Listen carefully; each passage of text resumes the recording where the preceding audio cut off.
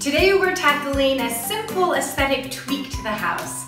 Behold this quite hideous door handle made of brass that we inherited. I'm quite excited to exchange it for this very chic and clean Kwikset piece.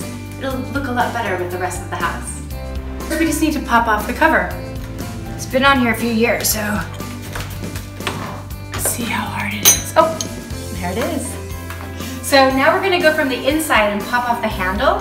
There's a little indention in here that fits my screwdriver. I'm just gonna kind of stick it in to press. Oh yeah, and it comes right off.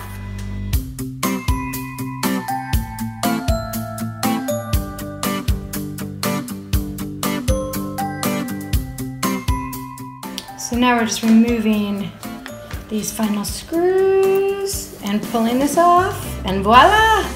And the final piece, just get rid of this brass, the final bit of brass, and we'll be ready to replace it. And au revoir, brass. And now we're ready to reverse the process.